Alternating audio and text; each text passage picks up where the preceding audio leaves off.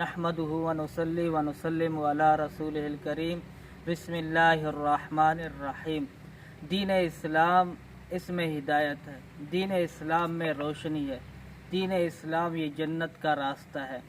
جب آدمی جتنا دین کے قریب ہوتا چلا جاتا ہے، اس کے عقائد، اس کے نظریات بالکل درست ہوتے چلے جاتے ہیں، اور جیسے ہی وہ دین سے دور ہوتا جاتا ہے تو پھر اس کے نظریات اور عقائد یہ خراب ہوتے چلے جاتے ہیں، اور پھر انسان گمراہی کے گڑھے میں چلا جاتا ہے۔ بہت سارے لوگ جو دین کے قریب ہیں تو وہ توہمات سے پاک ہیں، بری ہیں، اور جو لوگ دین سے دور ہیں وہ توہمات کا شکار ہے۔ اسلامی مہینہ محرم الحرام کے بعد جو دوسرا مہینہ ہے صفر المظفر، اس کے بارے میں کفار اور زمانہ جاہلیت کا عقیدہ یہ تھا کہ وہ سمجھتے تھے کہ اس مہینے کے اندر مصیبتیں نازل ہوتی ہیں، عذاب نازل ہوتا ہے، اس میں آفتیں نازل ہوتی ہیں۔ نعوذ باللہ، اس مہینے کو وہ منحوس سمجھتے تھے کہ یہ مہینہ نحوست والا ہے، اس کے اندر کوئی اچھائی نہیں ہے۔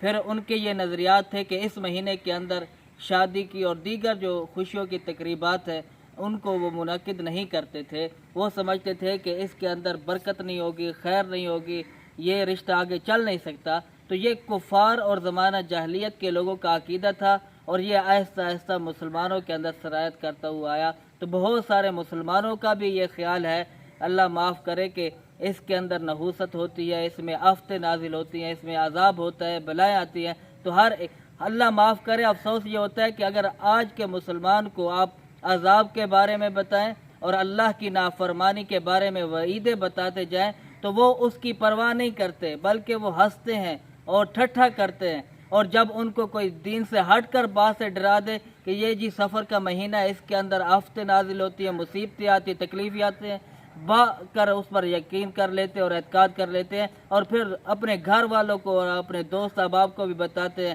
کہ اس سفر کے مہینے کے اندر نحوست ہوتی ہے، لہٰذا اس کے اندر کسی قسم کی خوشی کی تقریب منعقد نہ کی جائے۔